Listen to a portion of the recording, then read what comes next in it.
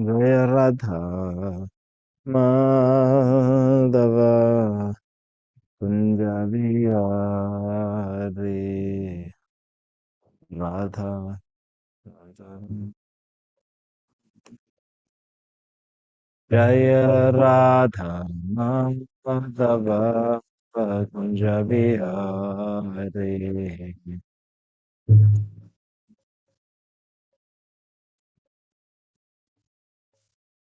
Pijanavallabha Girivaradhari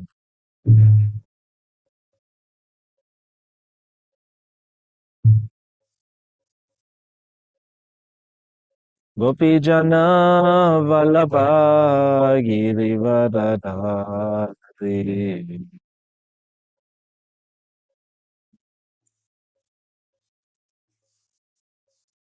Yashodanandana Brajajana Ranjana Yashodanandana Brajajana Ranjana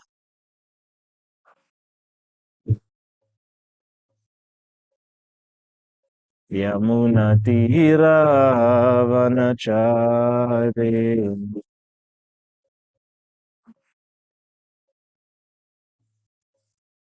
Yamuna Tira Vanachari Yamuna Tira Cha Jaya Radha Madhava Kunjariya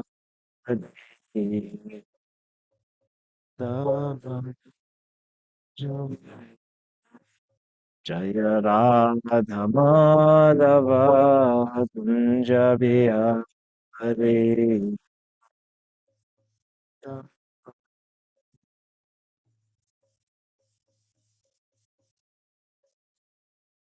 Vijana Vallabha Girivaradhari Vijana Vallabha Girivaradhari Gopijana Vallabha Girivaradhari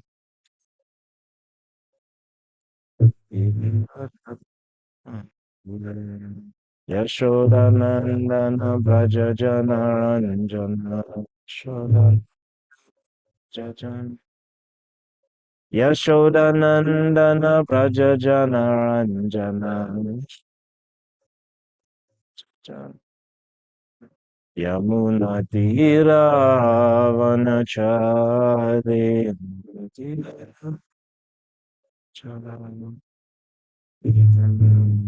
Yamuna Tira Vanachari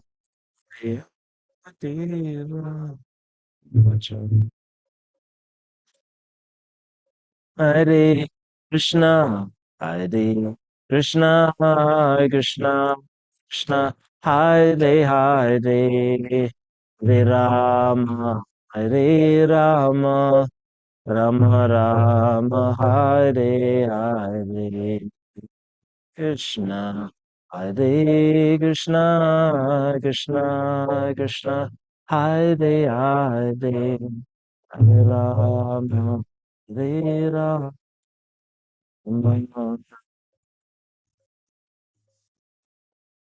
Hare Krishna, Hare Krishna, Krishna Krishna, Hare Hare, Hare Ram, Hare Rama, Rama Rama, Hare Hare, Hare Krishna, Hare Krishna, Krishna Krishna, Hare Hare, Hare Ram, Hare Rama.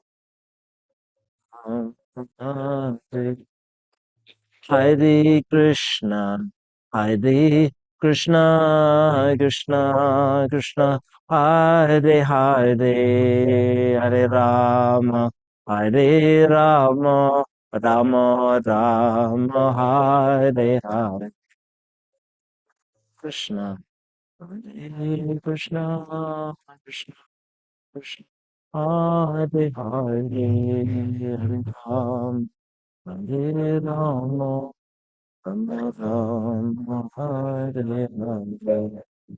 Jaya Radha Damodara, Radha Damodara, Sri Radhe.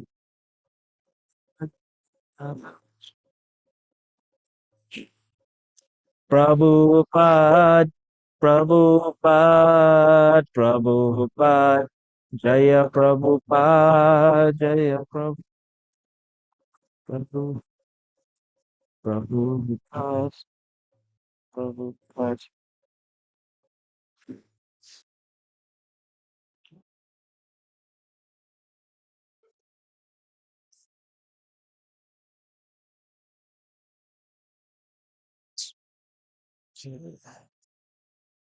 Om Namo Bhagavate Vasudevaya. Om Namo Bhagavate Vasudevaya. Om Namo Bhagavate Vasudevaya. Hare Krishna, dear devotees, on the altar, kitchen, in the barn, personal homes, and the temple. So here at the temple, we have a very special guest all the way from Singapore, Bhaktin Hui, who manages the Body Mind Spirit Retreat, which Paramananda Prabhu started, graduate of MIT, and he used to do small retreats with MIT students, and then yes, it's either you go big or you go home in America, and so he went big, and so he created this very big retreat, which has on average 120 persons that come on the farm, spend the weekend, and he creates an interest in them for experiencing life in Krishna conscious agriculture through various Facebook and social media campaigns. So he can't join us this time around because his family and him, they haven't been well. But he has his very capable representative who will be managing the retreat this weekend. So thank you for joining us, and we look forward to seeing you in glorious devotional action. So today we are reading from Canto 5, the Creative Impetus, chapter 24, entitled A Discussion Between Maharaj Rahugana and Jad Bharat. Jad Bharat, Maharaj Rahugana meets Jad Bharat, text 24. So that is 5, 10, 24.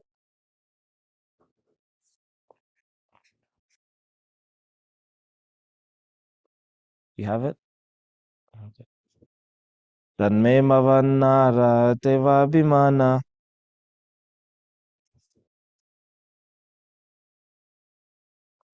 Madena tu Chikrita Sattamasya Rishishta Maitri Krisham Artha Bandho Yata Taresat Avadhyanam Anghaha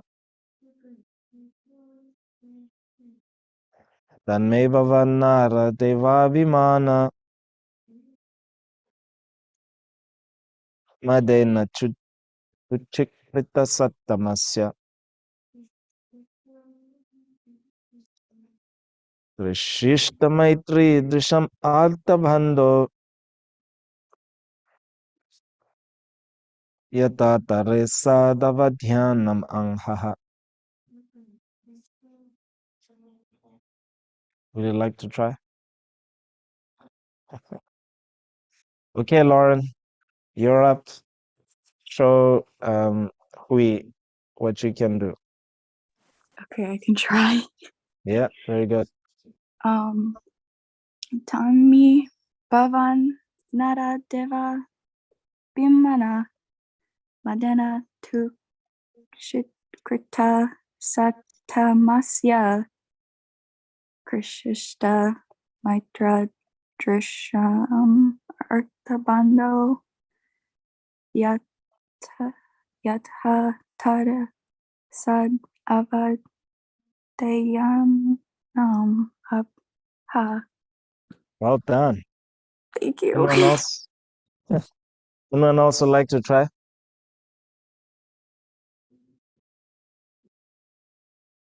So remember, our target for this week is 3.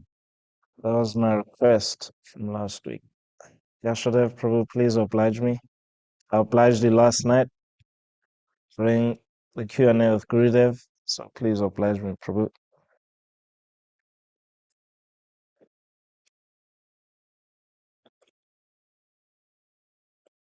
Okay, I guess Yashadev Prabhu is No, busy. hold on, I'm here.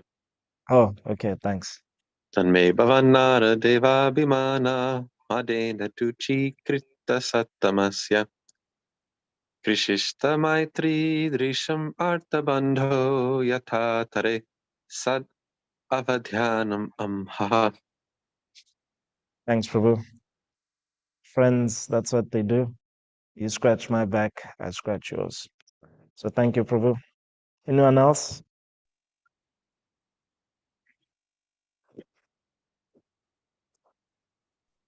Tanme Bhavanara Devabhimana Madena Tukrita Satamasya Krishista Matridrasam Artabando Yata Taresad Avadyanam Amhaha. Thank you so much, Devi. Okay, Hui, please make it a record for me. 4. No? Okay. Okay, we'll try.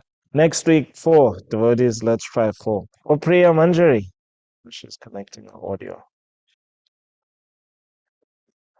Can you make it 4 for me? Our target was 3. We achieved our target. Can we do 4?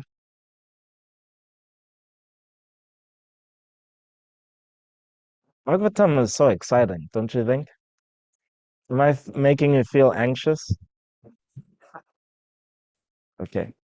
I'll All do right, it well, if you like. oh, great. Thanks, Prabhu.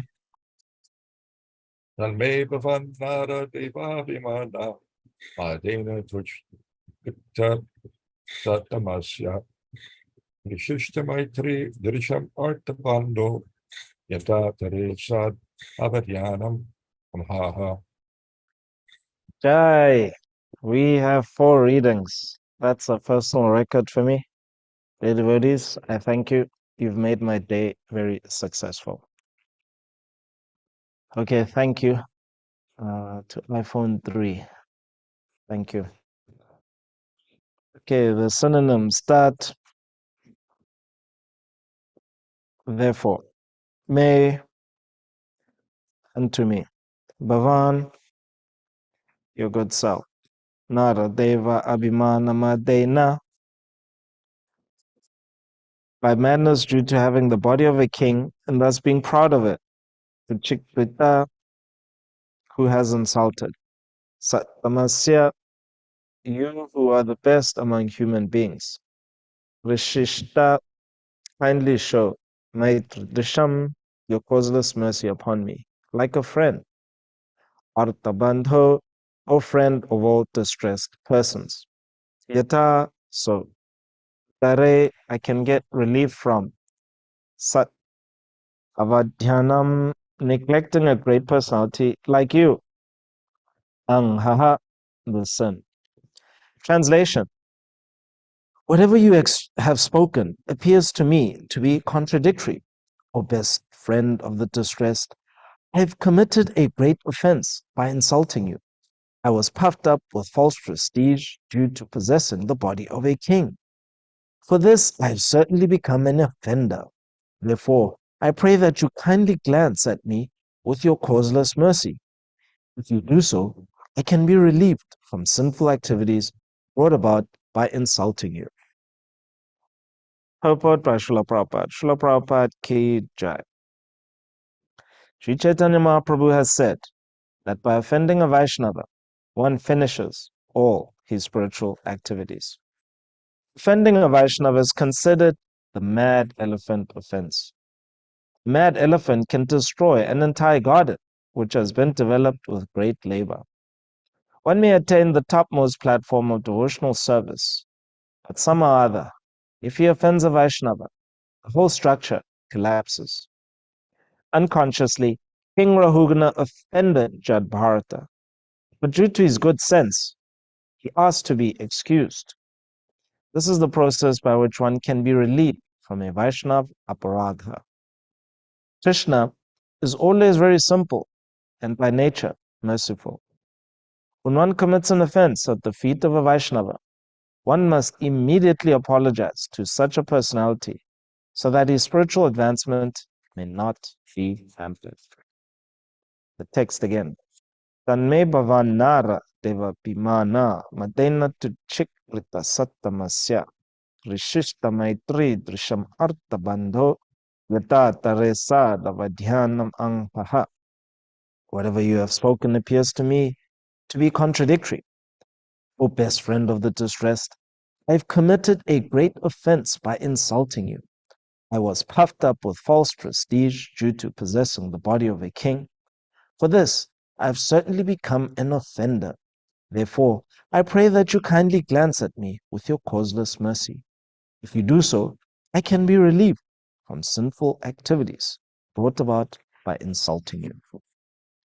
Om Jnana Timirandasya Yananjana Shalakaya Chakshur Unmilitanyena Tasmai Shri Gurave Namaha Namo Om Vishnu Padaya Krishna Prashtaya Bhutale Srimate Bhaktivedanta Swamin Iti Namine Namaste Saraswati Deve Gauravani Prachadine Nirvishesha Shunyavadi Paschatya Shatarine Jai Shri Krishna Chaitanya Prabhu Nityananda Shri Advaita Gadadhara Srivasari Gaura Bhaktavrinda Hare Krishna Krishna Krishna Hare Hare Hare Rama Rama Rama Hare Hare. So you can see what false prestige actually does. It's like hot air. So hot air, what it does is that you can use it to go high in the sky. You take a hot air balloon, puff it up, and you can fly. And it seems like, yes, I'm high in the sky, I'm a king, I'm a great athlete, I am rich, I'm famous, I'm popular. And this kind of mentality happens even amongst in the association of devotees.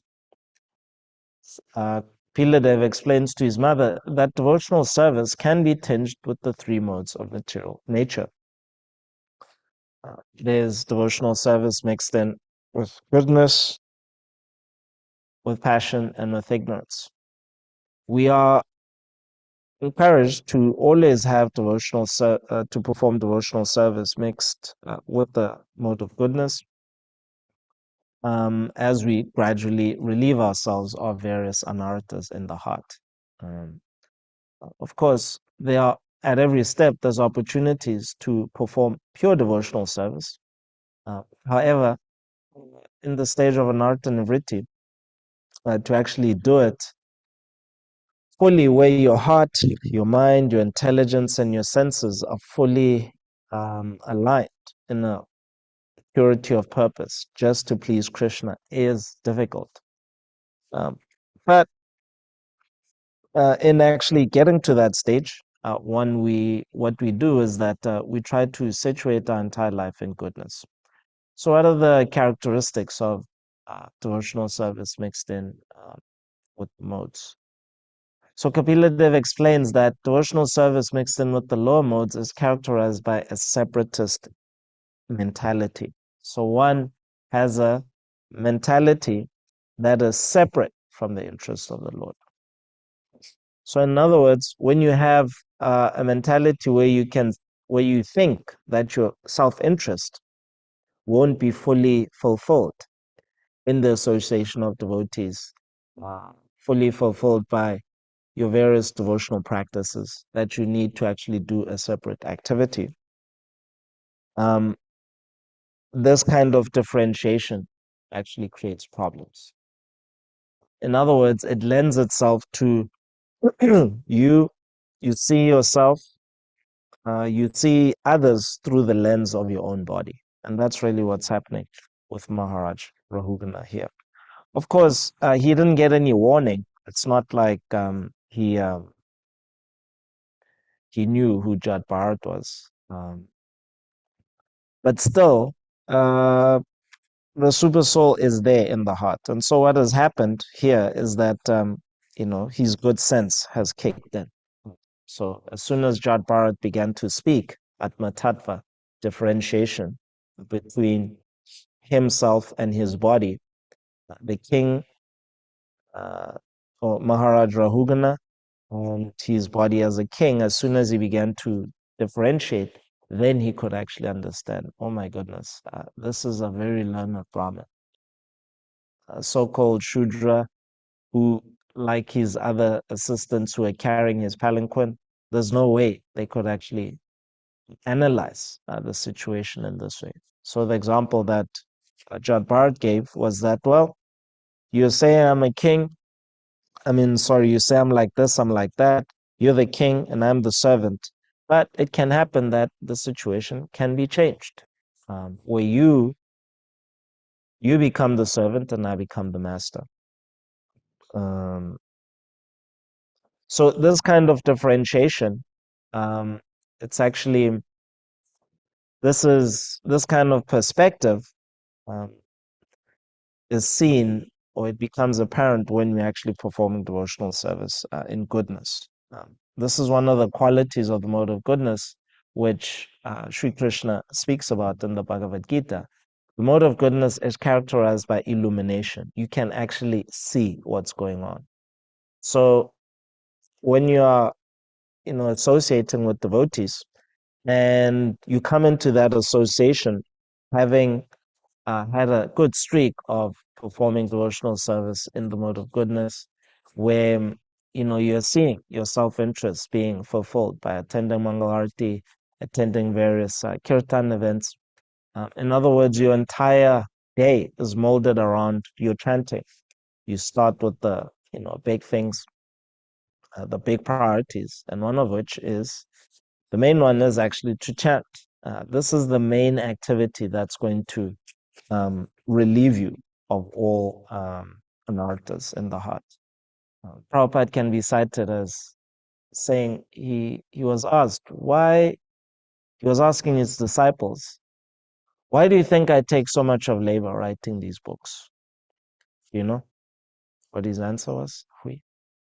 Can you guess? You can't guess? You can try to figure it out. Like, why would Prabhupada, he's traveling around the world, in the advanced age, between age 69 and 77. He was, how old was he? In 81, yeah. So between 1965 and 1977, he traveled the world 14 times. So he had a pretty intense schedule, traveling, meeting with disciples, and sorting out managerial issues. But still, at 1 a.m., he would wake up and he would translate. So why do you think he was going through that much labor? And what is the primary benefit that he was aiming for? Okay. And how do we develop, what is the primary means of developing our Krishna consciousness? To what? To read. Okay. To assimilate knowledge. Okay. So what he said was, the reason why I write all these books is just so that you can chant Hare Krishna. In other words, be inspired. Actually, all you need is Krishna's name. That's all you need. Why? Nija Sarva Shaktis. So, Lord Chaitanya is speaking, he's saying that Sri Krishna has invested all of his energies, his entire self, the Twayam Rupa, the root of all existence is there in the holy name of the Lord. That's Sri Krishna. So Prabhupada is saying, uh, if Krishna, just like we, here we are, there's Prabhupada's Murti, there's Tulsi Devi, you're sitting there, I'm sitting here in the temple room. And then all of a sudden, Krishna walks in. I mean, what more do you need? Krishna's right there. You don't need anything else, you know. You may be thinking, oh, we got so much to do for the retreat. We have to organize this, organize that. Today we have a big marathon for, making hay for the cows for winter feed. You may be thinking, oh, I still have to chant my rounds, or I need to make this payment. It's the end of the month. I need to pay the bills. Well, if Krishna walks in, actually all your problems are solved. There's no problems anymore. So whatever anxiety you had, Krishna is right here. Everything is actually going to be fine. And so this was Arjuna's conviction as well when he was given a proposal, a proposition, before the battle of Kurukshetra. So Krishna said, well, Arjuna, there's Duryodhana, right? And then Duryodhana was on his side, Arjuna was at his feet. And so the whole idea was when Krishna was asleep. So whoever Krishna glances upon when he opens his eyes, he will get the first pick. Either Krishna or Krishna's army. And so Duryodhana, when Krishna opened his eyes, um, naturally, when you're laying down like this, flat on your back, when you open, you look straight ahead and you look at your feet there for a moment. And so Krishna saw Arjuna. And so Arjuna, he got the first pick. And so the first pick was Arjuna said, I just want you, Shri Krishna. And Duryodhana was beside himself with joy because he couldn't, this is just foolishness. These Vaishnavas, uh, they're just so sentimental that they don't realize it's in the numbers. It's about how many resources you have, divisions, etc. And so he was like, well, thank you very much. I'll take your 1 million Narayana army. And so he was very happy. But in the end, uh, it was demonstrated that because Krishna is inexhaustible, even if he gives you his separated energy in the form of his Narayan army, he can defeat that army. And he didn't actually have to do it directly. All he had to do was be on top of Arjuna's chariot, and Arjuna's chariot was completely invincible. And at the end of the battle of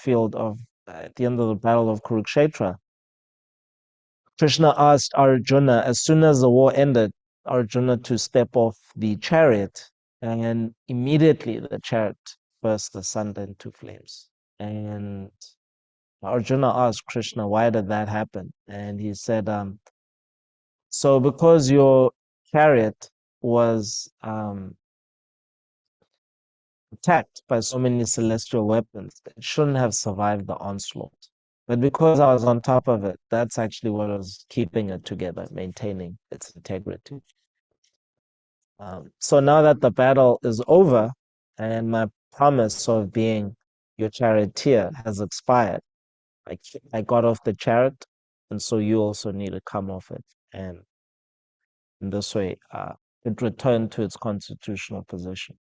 So that's the thing with Krishna's association, is that even the constitutional position of matter changes due to the Lord's presence. So similarly, as well, with chanting the holy name, no matter how messy our life is, no matter how bad a situation may be, or even no matter how good things are, because even when things are going well, there's a slight fever that happens. It's like almost like a manic episode. Some of you are familiar with mental health conditions such as bipolar. Basically, hypermania is when the person goes into an elevated state of emotion. So that hypermania can be characterized by like feeling very excited and wanting to do big things, do this, do that, and the person is just full of energy doing things. But at the end, they just like come crashing down.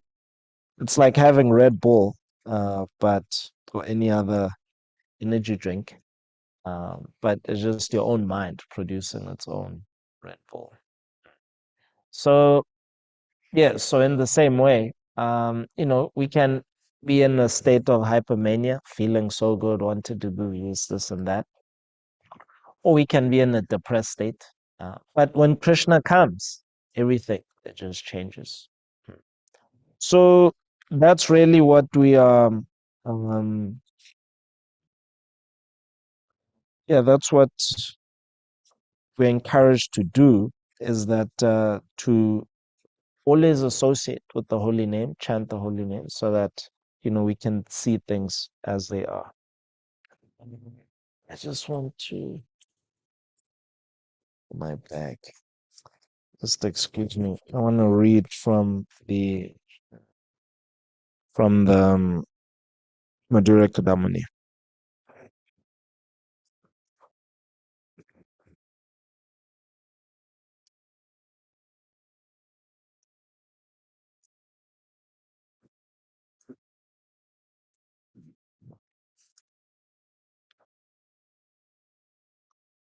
My goodness, why these things are like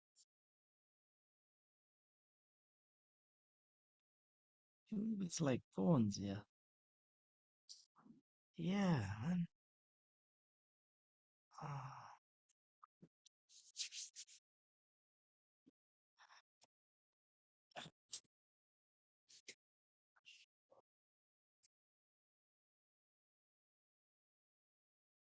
getting quick and I can't find.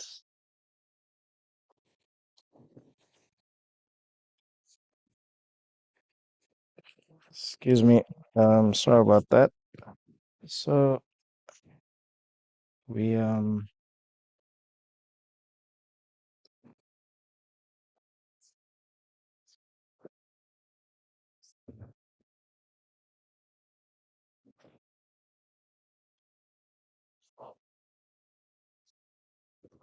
okay, so Maharaj Rahugana, he was, as was explained, he explains himself that the reason why he committed this offense to Jat Bharat was because he felt himself better to be Jat Bharat based on materialistic differentiation.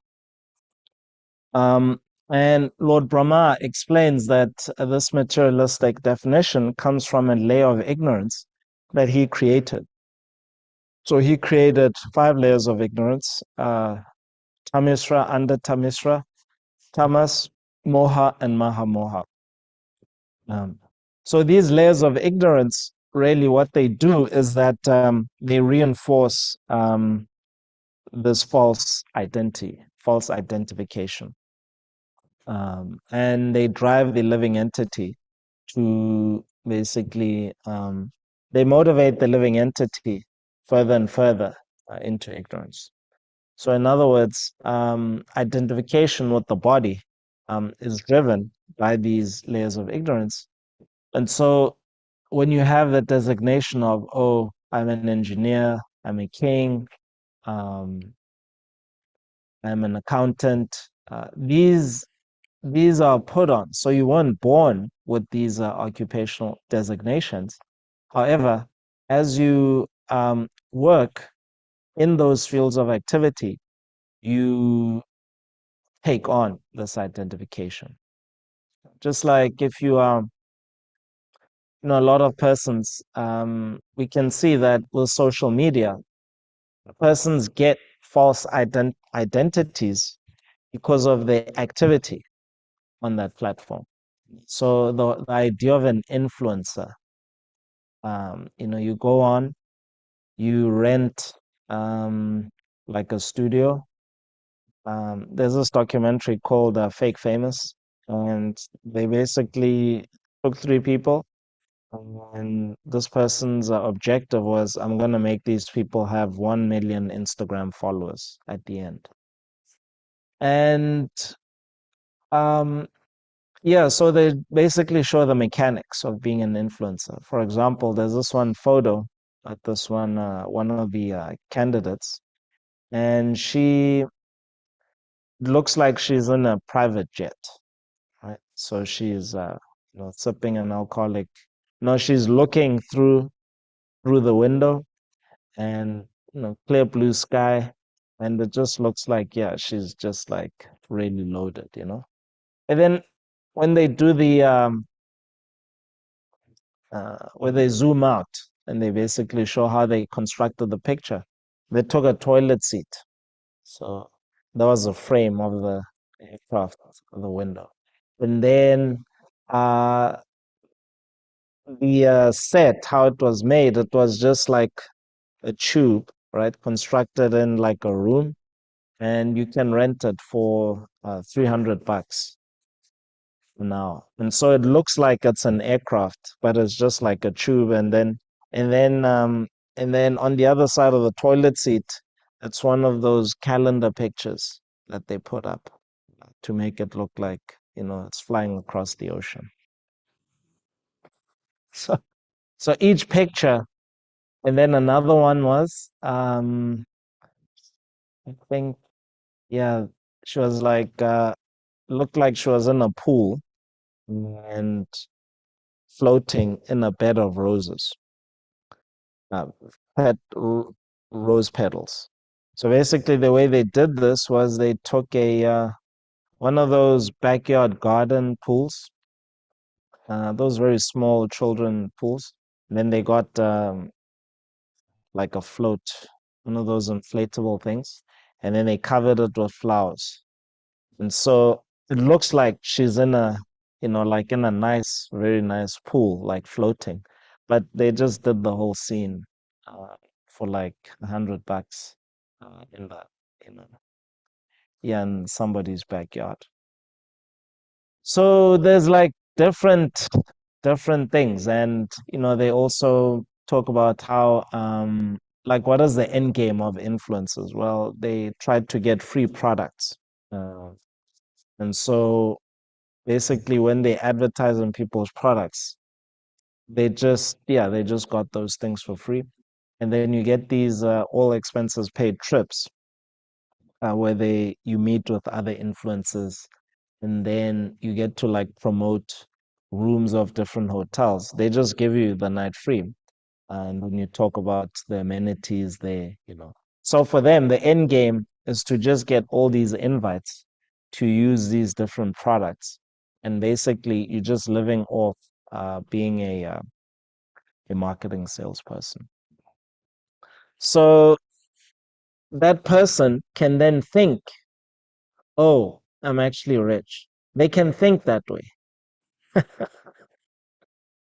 even though they know that, yeah, their bank account, there's not much income coming in. But when they associate with other people, they think that they have to put that persona that, yes, I'm wealthy, etc. Or, yeah, I just have like social influence. They think that way. So, so it happens to all living entities. Is that you get this body. Um, it has specific characteristics: black, white, female, male. Um, and then you do a few things, and then all that Maya has to trick you into thinking. You just have to be convinced that it's real. That's all. So you know, so basically, Maya is just like a generator of mental health condition, which we call normal or abnormal.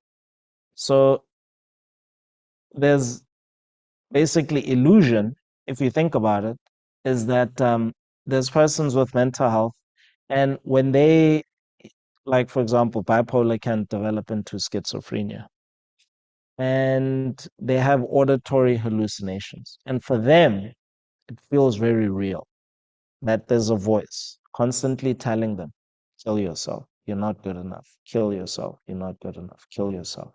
It's very real. Similarly, there's a voice in our head. I'm black. I'm black. I'm black. I'm black. I'm a king. I'm a king. I'm a king. I'm a king. This is all that Maya has to do, just reinforce these ideas in different ways. That's all. And to make you think that this is real. But through the illumination of the mode of goodness, through the illumination of, illumination of mode of goodness, you'll actually see that you're not this body. And so this illumination then prevents you from committing an offense to the lotus feet of a Vaishnava. One of the offenses committed to a devotee is to consider their body to actually be material. So this is in the Nectar of Devotion. I think it's, let's see which text it is. Nectar of Devotion. I mean, no, this is Nectar of Instruction. Nectar of Instruction.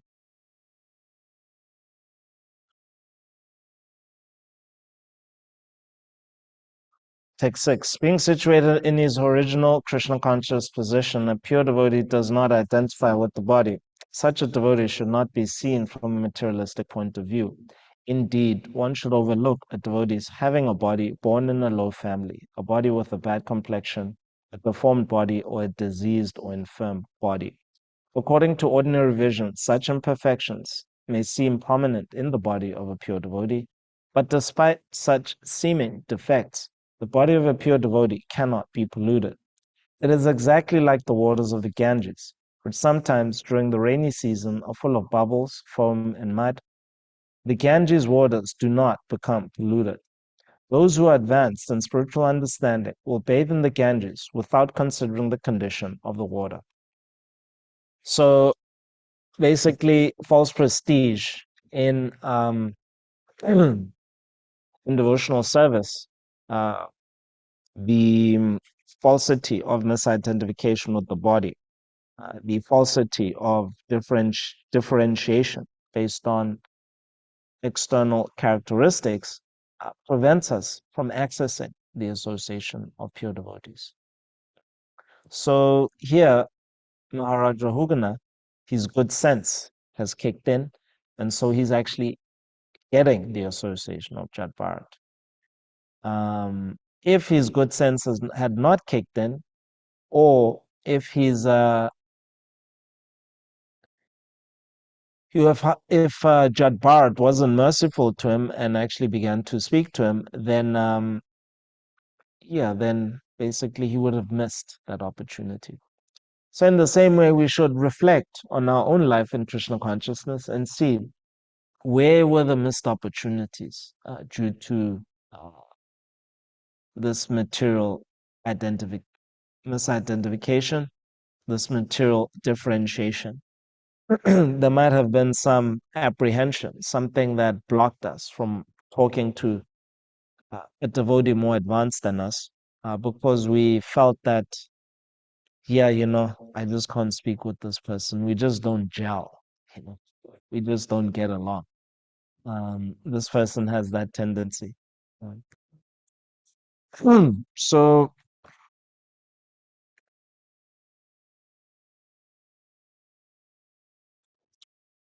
Prabhupada, he writes here that although one can commit a mad elephant offense offending a pure devotee, still Krishna is very gentle. Krishna is always very simple and by nature merciful. When one commits an offense at the feet of a Vaishnava, one must immediately apologize. So in the Madhura Kandamani, it says sometimes one commits a serious offense to a Mahabhagavat, but he does not become angry because of his exalted nature. So Jat Bharat, he didn't become angry. He chastised the king with Atma Tattva, so with knowledge about the soul, how the soul, me in this body, I'm very different from this body. And so the king, because he was very fortunate in that he knew the exalted nature of the Brahmanas, he knew that the seat of his power and influence is largely influenced by the blessings and the approval of the Brahmana community. And so when Jad Bharat chastised them in this very merciful way, his good sense was kicked in. And remember, the pure devotee is always associating with the Lord. And so, as Prabhupada writes here, is that Krishna is very simple and by nature merciful. So, when you actually immediately apologize, the Vaishnava typically forgives. We continue. Still, the offender should fall at that devotee's feet and seek ways of pleasing him to purify himself. Though the Vaishnava may forgive offenses, the dust of his feet does not tolerate offenses and delivers the fruits of the offense to the guilty person. For it is said, Shyam Yaha Purusha Pada Pangsubhir Nirastate Ya Sutat Eva Shobhanam. Those who envy exalted saints are certainly diminished by the dust of the lotus feet. Bhagavatam 4:13. One cannot apply conventional rules, however, to the powerful, spontaneous, most elevated Mahabhagavatas. One may sometimes who may sometimes bestow fathomless mercy even on the most undeserving and offensive. For instance, though Maharaj Rahugana made Jad Bharat carry his palanquin, and the king let loose a torrent of harsh words on him, still Jad Bharat bestowed his mercy. In a similar way, Chairiyaraj Uparichharavasu showed mercy to the atheist, heretical Daityas who had come to do him violence. One should consider the third aparat of Guru Avagya, or disrespect to Guru, in the same way as the first aparat. So this is the nature of the pure devotees, is that even if you make a mistake, so Maharaj Rahugana, he didn't have the background of Jad Bharat. He was just going about his business, chastising a servant who was not actually doing his job. However, when he immediately realized his offense, he offered his obeisances to Jad Bharat, and he was sorry. Jad Bharat just didn't, and the reason why he realized his offense was because Jad Bharat didn't actually become angry like an ordinary person. He actually showed his exalted nature by speaking immediately Atma Tattva. And the king could actually realize this. So this unconventional nature of the pure devotees, their merciful nature, creates opportunities which ordinarily wouldn't be there. So here, as Prabhupada, as was quoted in the Pantura Kadamani, that you can just destroy everything by fending the feet of a Vaishnava. But if the Vaishnava is actually merciful to you, you realize it, and then immediately you can take corrective action before you become further and further implicated in that ignorance. So today we can pray to Radha Damodar and thank him, thank them, thank their lordships for just allowing us to associate with the pure devotees of the Lord, giving us continued opportunities to serve their feet. And we should pray to not fall into this pitfall of basically differentiation, materialistic differentiation, which would actually cause us to not be able to associate, not be able to access the mercy of other Vaishnavas due to false prestige. Hare Krishna. Are there any questions, reflections, or contentions? So you agree completely with all that I've said, like a blind follower? I mean, we know you. You're an engineer. Engineers don't agree blindly. I mean, you didn't come to Krishna consciousness and just park your brain, right? And say, oh, okay, I'm just gonna put my brain aside and I'm just gonna be a blind follower. It's still there, right?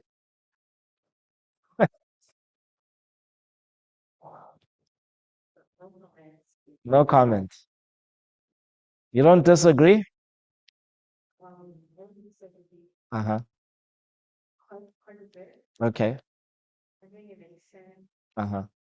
Okay. Okay. Oh, that's a comment, and I'll take that. Hare Krishna. Thank you.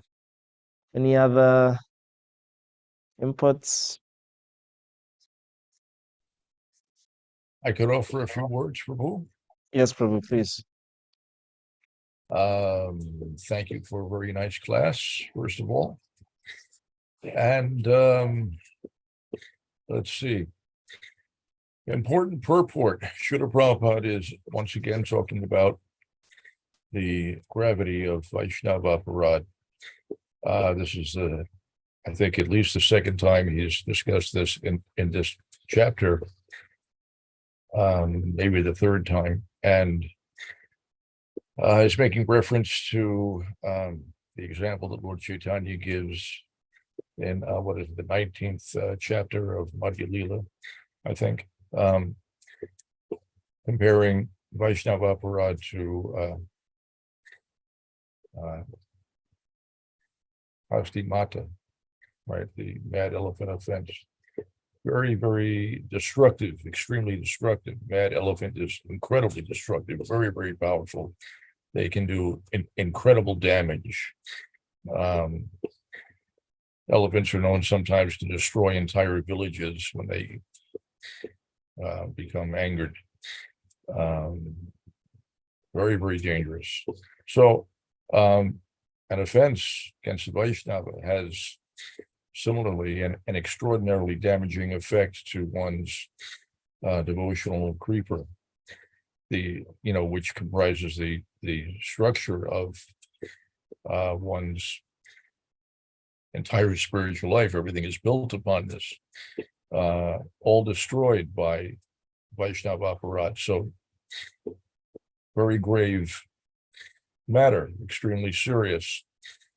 I have seen in the course of my devotional life many devotees fall away from devotional service, leaving the Krishna consciousness movement, or otherwise falling down to degraded material engagement. And in all cases, always as a result of Vaishnava Aparad. There are also Seva Aparads. And I've also seen devotees fall down as a result of Seva Aparad. But more commonly, you see devotees suffer due to Vaishnava Aparad. And it can be simple, just simply becoming critical of another devotee within your mind, criticizing the devotee himself or herself directly, or criticizing their service, the quality of their service, just to have a critical mentality means that you're going to commit all kinds of offense. So Srila Prabhupada explains the situation in this way, that Krishna, of course, is a person. He is the father of all living entities, and he has affection for his parts and parcels, and he is intolerant of any offense towards particularly those living entities who are his devotees. He has special affection for them. And Srila Prabhupada says, just as a parent is very protective of their child naturally, similarly, Krishna is very protective of his devotees and has zero tolerance for any offense committed against the devotees. So the devotees are simple, humble, and they don't themselves necessarily take offense. They may not take such a thing seriously, just as you might insult a child and the child might shrug it off and not take it very seriously, or not even understand that he's been insulted. But the parent, if the parent witnesses that, the parent will be furious. And so a devotee may not take offense, but Krishna will be offended nonetheless. If you approach a devotee begging for forgiveness, the devotee may readily forgive, particularly in cases in which the devotee has not taken offense to begin with. But Krishna, his strict policy is that he does not forgive unless the devotee has specifically, expressly forgiven the offender. And so there's a necessity to approach the Vaishnava that you have offended and beg forgiveness. Sometimes that individual might not immediately forgive. And so the instruction then is that you have to repeatedly approach that individual day after day, begging forgiveness, rendering service, doing whatever you can to try to please that individual and to gain their favor and forgiveness. But for that, there is no way to gain release from the effect of the offense. And the effect of Vaishnava aparad is absolutely devastating. It will completely destroy all of the advancement that you have ever made across lifetimes. Everything destroyed. You will return to square one, or worse than that. And it will not correct itself until you have gained the forgiveness of the Vaishnava. Any amount of praying to Krishna will not help. Krishna will basically disregard you. He will ignore you until you've gained the forgiveness of the Vaishnava. So very serious thing. In the Nectar Devotion, where is it? Nectar Devotion, chapter 8. It's entitled Offenses to be Avoided, and mostly it's a list of seva aparads. And it's these are all important. The devotee should know these things and they should avoid these offenses. But within that chapter also there is discussion of the nam aparads, which are enumerated as 10. Everybody knows the 10 offenses against the holy names. And first of those, of course, is Vaishnava aparad. Also, the third of those offenses is Gaurav aparad, offenses committed against the spiritual master, who is the topmost of the Vaishnavas. And so offense of the Guru is the most serious of all Vaishnava aparads. Vaishnava aparad, we have to try to avoid as far as possible. If due to the compulsion of the modes of nature, we somehow commit offense, it's very important to gain release from the effect of those offenses by somehow or other getting the forgiveness of that Vaishnava that we have offended. You have to approach them humbly, fall at their feet and beg for forgiveness, acknowledging that, I have committed offense in this particular way, and I'm very sorry, and I beg your forgiveness. I will not do this again.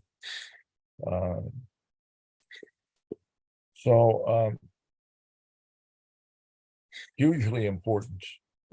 These offenses, nam aparad, Vaishnava aparad, seva aparad, offenses are the impediment to our advancement. They are the reason that we don't immediately become fully Krishna conscious by once chanting the Lord's holy name, because that's entirely possible. But due to offenses, our progress is checked and limited. So clearing offenses is a very critical stage of the progress of Krishna consciousness, eliminating the various types of aparadhs. We have to apply ourselves diligently to that process. It's a huge subject matter. We could go on for hours and days, but it's so extremely critical, extremely critical. I beg every devotee, please, please, please give careful attention to this matter. Don't become an aparadhi. Don't offend Vaishnavas. The results are terrible. It's horribly devastating. And so, best to avoid altogether if possible. If you do commit offense, then of course you want to gain forgiveness, but you can avoid the offenses by cultivating a mentality of appreciation of Vaishnavas. You want to hear everything you can that is positive about a Vaishnava, and then amplify that, repeat it, hear and chant the glories of every Vaishnava, whomever it is, however new or senior, big, small, any Vaishnava, all the Vaishnavas, look for what is good and positive in them and think about those things, contemplate what is positive, reinforce that appreciation in your own mind by sharing it with others. Chant the glories of the Vaishnavas. Any Vaishnava, doesn't have to be a big exalted Vaishnava, because I assure you, offenses against any Vaishnava, no matter how small, are still devastating. It doesn't matter that it's some big devotee. Even the youngest, newest, most insignificant devotee, you cannot offend that individual. Who is a Vaishnava? There are various definitions, but even Lord Chaitanya himself has defined a Vaishnava as anyone who's even once chanted a name of Vishnu. So even the most insignificant devotee amongst us, the newest and least experienced devotee, you can't criticize, you can't offend in any way without doing serious harm to yourself. So appreciation of devotees, contemplating whatever is good and positive in them, their accomplishments, all of the positive aspects of their history. Think about these things, talk about them, glorify devotees in your discussions with others. Express your appreciation. You can appreciate devotees directly, although devotees typically will not like to be glorified. If they're a little advanced in Krishna consciousness, they won't want to hear glorification of themselves. And sometimes it's considered that if somebody is offering you praise, that individual is to be understood to be an enemy, because their action serves only to reinforce your false ego. But we can certainly glorify devotees in our discussions with others, and cultivate an appreciation of that individual. That type of practice inoculates us against committing the various types of offenses towards such a devotee. It saves us from becoming critical. So it's an extremely valuable practice, very, very valuable. Advanced devotees will regularly practice appreciating devotees, because it's the way to ensure that you don't devastate your devotional creeper by having some critical attitude creep in. Now, criticism is not always a bad thing. Sometimes it may be your specific service to be critical. A manager, a temple president, or your spiritual master, it may be their job to find the fault in your service and point out how you can improve. This or that is deficient. You need to improve this. You need to correct this or that. So sometimes to view a Vaishnava with a critical eye may actually be a specific service and not an offense. But if it is not your specific duty to correct someone, then you can't do it. Don't do it. That's the job for their spiritual master, or possibly their direct authority within a temple. But otherwise, not your business to. You don't even want to see the faults. We're not blind. We're not stupid, and we know that there may be this or that flaw, some fault, some shortcoming, but don't dwell on it. Don't dwell on it. Don't think about it, and definitely don't repeat it to anybody else. There may be some deficiency in someone's performance, and you may perceive that. It's a reality. It's not false. You see it. We know it's there. You can try not to think about it, but whatever you do, don't repeat that to someone else and pollute their mind and commit offense by doing that. Then you're implicated in a very serious offense. Finding fault with a Vaishnava, repeating that to others, that's a serious offense. That will devastate your devotional creeper. And you may lose the benefit of everything you have ever done in devotional service and fall away from Krishna consciousness for the balance of this lifetime, or perhaps many, many lifetimes. The effect of Vaishnava aparad does not just simply wear off with time, and it can't be erased by any amount of chanting Hare Krishna. Also described in the Nectar Devotion, the same chapter that I mentioned, chapter 8. It's explained, actually, I have it here. I could read this and it's worth hearing.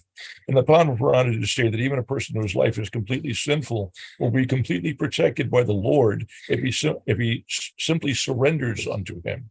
So it is accepted that one who surrenders unto the Supreme Personality of Godhead becomes free from all sinful reactions. And even when a person becomes an offender unto the Supreme Personality of Godhead himself, he can still be delivered simply by taking shelter of the holy names of the Lord. In other words, the chanting of Hare Krishna is beneficial for eradicating all sins. But, and there's a huge but if one becomes an offender to the holy names of the Lord, then he has no chance of being delivered. The offenses against the chanting of the holy names are as follows: and then 1, to blaspheme the devotees who dedicated their lives for propagating the holy name of the Lord. So Vaishnav aparad, if you commit Vaishnav aparad, then you're committing Nam aparad, and as a result of Nam aparad, you are without any shelter or recourse. You are absolutely doomed. So very gravely serious, extremely serious. Please, whatever you do not ever become an operati. Never an offender be. And if somehow or other you do commit offense, you have to correct that immediately, as quickly as possible, while you're still able to do that, because sometimes circumstantially you may not be able to do that. Sometimes you lose the chance. The devotee that you have offended may no longer be accessible to you. That individual might leave their body. And what do you do then? You're sunk, you're finished. There's nothing you can do. It's very serious. So immediately, as quickly as possible, immediately you want to gain forgiveness by whatever means, whatever it takes. Very, very serious. This is crucial to advancement in Krishna consciousness. You cannot progress in Krishna consciousness if you don't understand this and act on that understanding. These are the major impediments to progress. Otherwise, progressing in Krishna consciousness is quick and extremely easy. But the reason that we don't immediately advance to extraordinary heights of Krishna consciousness is because of offenses that are impeding our progress. So we have to find those offenses and weed them out. That's the process, the clearing stage of chanting Hare Krishna, clearing the offenses. We've gone way over time. I apologize. Hare Krishna.